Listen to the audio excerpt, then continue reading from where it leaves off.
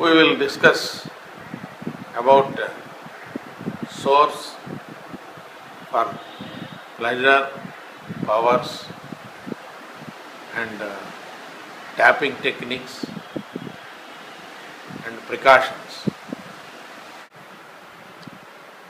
Precautions are very important, but they are already covered in our talk on corruption and antisocial behaviors with no escape. And we urge that people make note of the precautions like unfriendliness begets unfriendliness and friendliness begets friendliness. There is no alternative for goodness We coupled now with wisdom. take up the topic of source. This is a scientific source, simply just scientific, and so let me try to produce it in the form of experiences. Now, let us examine the intellectual processes. One wants to solve a problem. Now, naturally, one has to be very clear about the problem. He has to formulate the problem. And if the problem is big, you will have to use an appropriate formal language to make it compact so that the mind can hold it. And the person will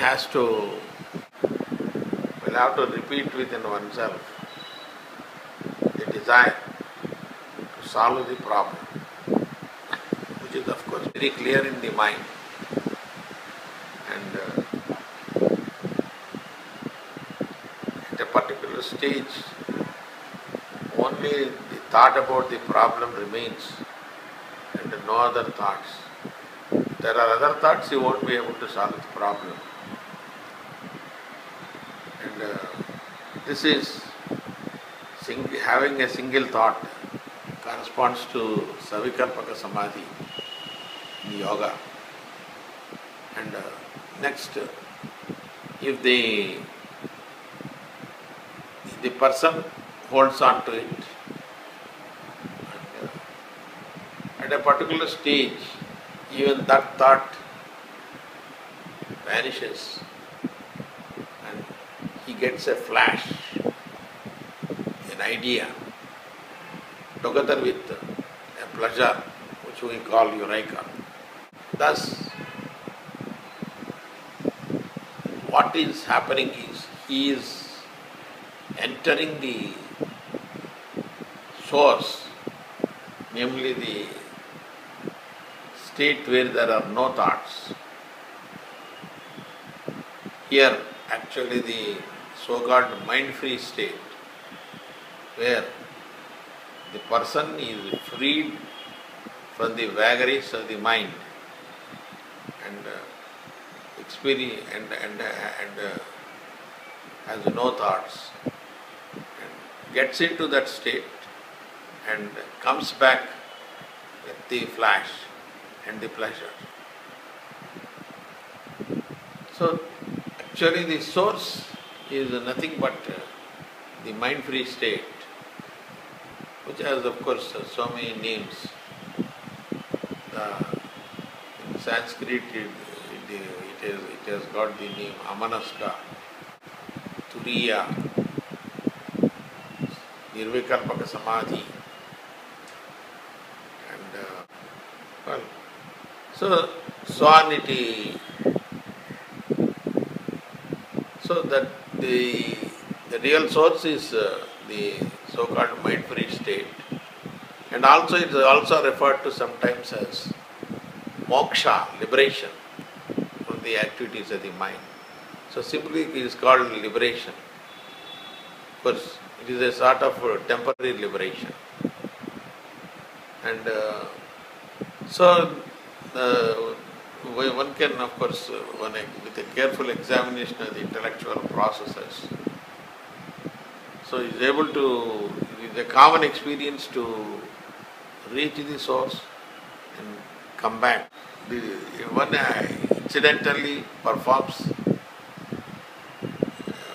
rather does a lot of yoga,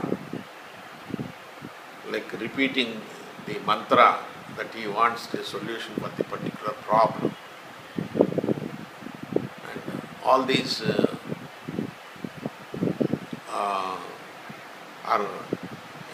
are carried out automatically with, as if it were all in the built into the mechanism of the individual. Actually, they are built into the mechanism of the individual. Yes. Now, so the repetition of mantra and getting the intellectual power are clear from this. And another power, for example, one wants to, one is very much benefited in getting is having control over negative instincts.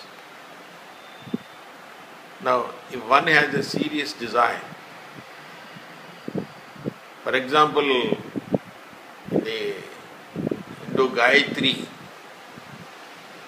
the last of the sloka says that it is Dhyeyoyanah Prachodayat. That is, my mind should be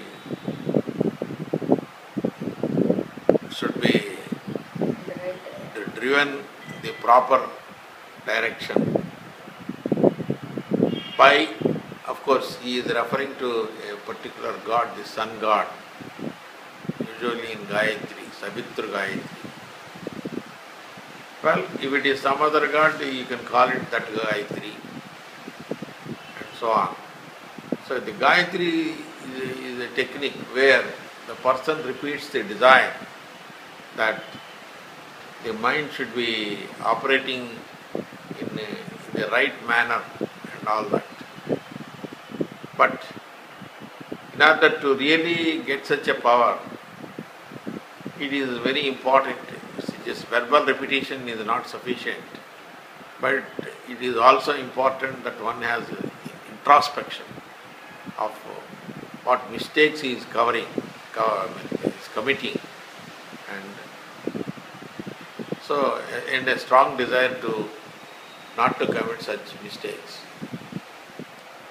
So this kind of scientific introspection of the mistakes committed and a strong desire not to commit such mistakes going on, and that is examining oneself as a total outsider and telling oneself the right things to do and the wrong things not to do, and so on. So this gradually improves the power of control, gaining control over negative instincts, and are gaining mastery over the negative instincts, which is referred in the yoga literature as Jivan Mukti, liberation while in life. So the powers are like this, and the source is this way, and the powers are very natural in them. The procedures to get them are also very natural. You can think of other desires and repeat the desire naturally. The technique is just the same thing. Repeat the desire to oneself, and as if he is going for an auto-hypnosis. Well, one can get powers even through hypnosis by others, but that is undesirable. Better one takes to auto-hypnosis. So, such repetitions and desire and thinking about the desires. Actually, in a recent book on power of the subconscious, these things are very much reflected. But there the subconscious has to be taken as not only the mind-free state as conceived by the people, but a part of the mind, mind which operates the mechanism to reach the subconscious mind. Okay, but actual source is the mind-free state, and so these are very well explored and experienced by people. But now the topic of tapping techniques. So we have covered the basic tapping techniques adaptable by one and everybody, theists, atheists, everybody. But if one is a theist, additional techniques are available to the person.